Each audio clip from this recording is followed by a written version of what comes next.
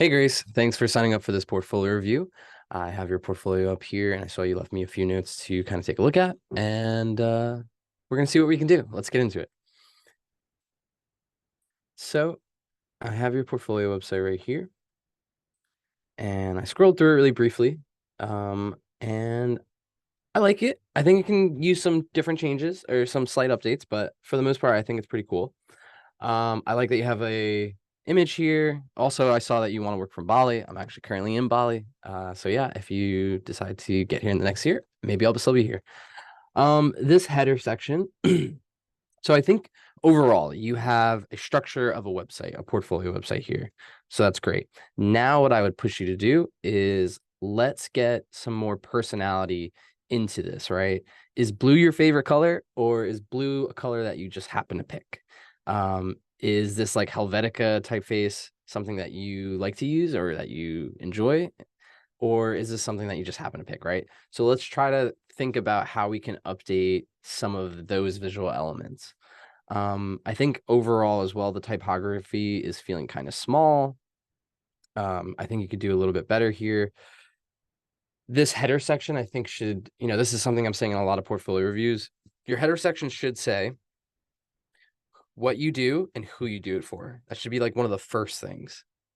And so hello, not quite there. And maybe this is the headline of like visual designer that works with blank, blank, blank, or visual designer that helps blank do blank, blank, blank.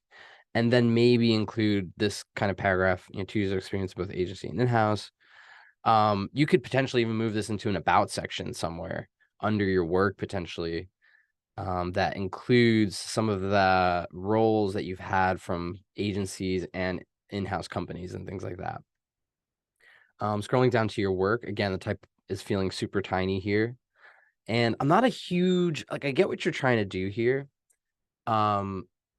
Keeping this to like a one-page website. I'm not a huge fan of, so I know these kind of like, this kind of like slides in here from the left, but I'm losing these illustrations. I'm losing this sort of layout, editorial design that you did.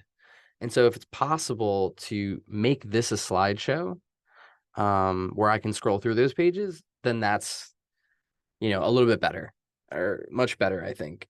Whereas like these are small images, I can only imagine what this looks like on mobile. Yeah, so there's like no mobile design, and you're having weird things happen with images and stuff. So that's one thing. What are you using for this? This is Wix. Okay.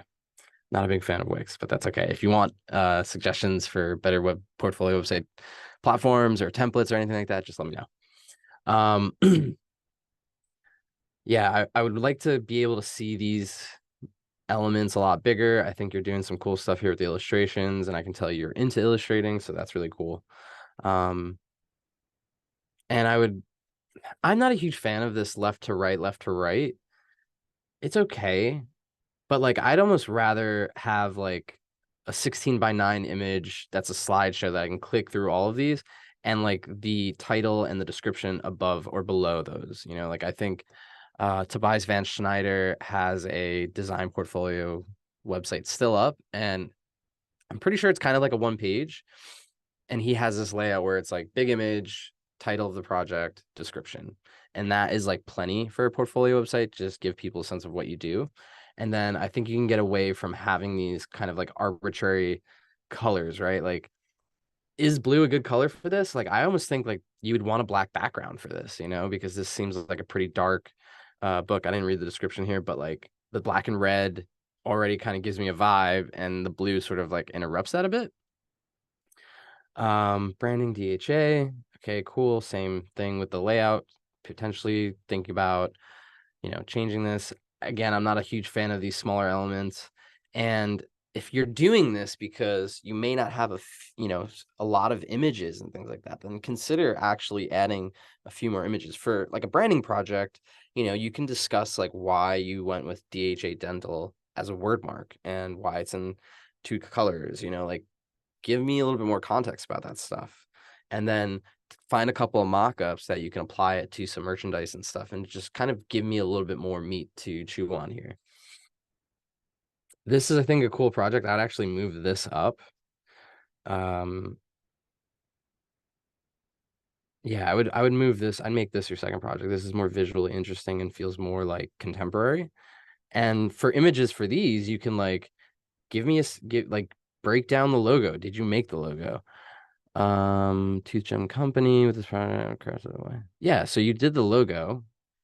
Give me an image of just that on like a cool background, like and break down how you did it or something like that. Show me different layouts, not in this sort of grid.